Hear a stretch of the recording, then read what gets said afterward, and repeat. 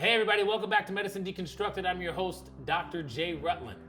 It's COVID times, and all the kids are in the house, and all you hear and see is energy. And you ask yourself, where does my child get this energy? Well, today, that's what we're gonna talk about. We're gonna talk about where your body gets its energy and how it expends it, and exactly where it derives from. So I want you guys to pay attention, learn a little bit about energy, and see if we can figure out how to calm the kids down. Thanks for coming.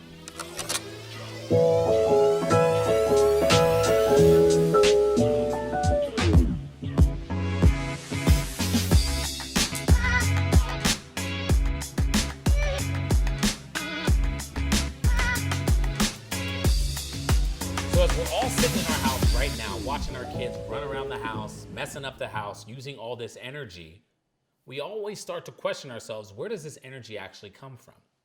Well, obviously the energy comes from food. We're all gonna eat food, and we basically turn that food into molecules that are gonna generate energy for our cells. Every human being, every animal, every species on this earth is made up of a whole bunch of cells.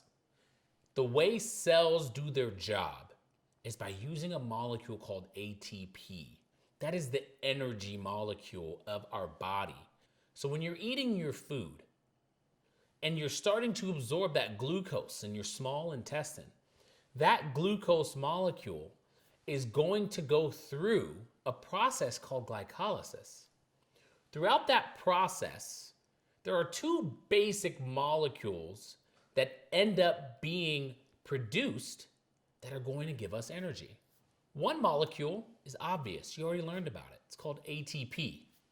Another molecule is called NADH.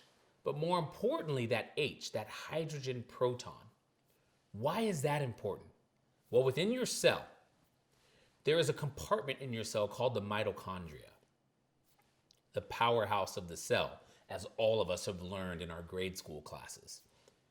When you zoom in on that mitochondria, and you're looking at what it actually does, this is where that H, or that proton, is important. That proton is gaining steam along with other protons because there are many processes that produce these protons. I want you to imagine a situation in which you're getting on a freeway.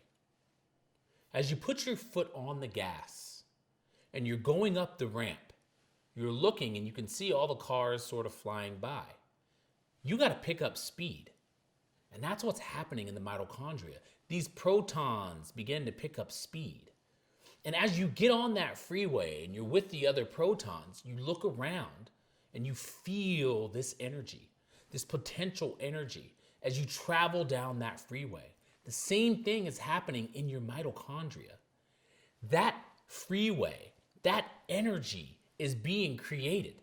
And as we travel down that channel in our mitochondria, we are creating ATP and creating energy for our cells to be able to use so that we can watch our kids run around like a bunch of banshees and pick up the pillow and hit each other and run around and scream really loud, go to the neighbor's house, ask for more candy to generate more ATP. But that's essentially what's happening in your body, is that ATP is being produced, allowing your cells to do their job. Now, can an accident happen along the way? Well, yeah, you can get in accidents on the freeway and things may not work as well and you have trouble generating that ATP. But for now, what I want you to know is as you're getting on that on-ramp, you're creating that energy. And the car, in this analogy, is that proton gaining steam, going through that channel, creating that ATP. We're gonna start next week and we're gonna refer to how oxygen is involved in this process. Thanks for joining. That's where the energy comes from. So if you wanna know why your kids are running around screaming and yelling during COVID times, it comes from there. If there's anything you can do about it, just stop feeding them. That's not too bad. Listen, thanks for coming to Medicine Deconstructed. I really appreciate you guys being here, arming you with information. Come back next Friday for some more ammunition. Take care.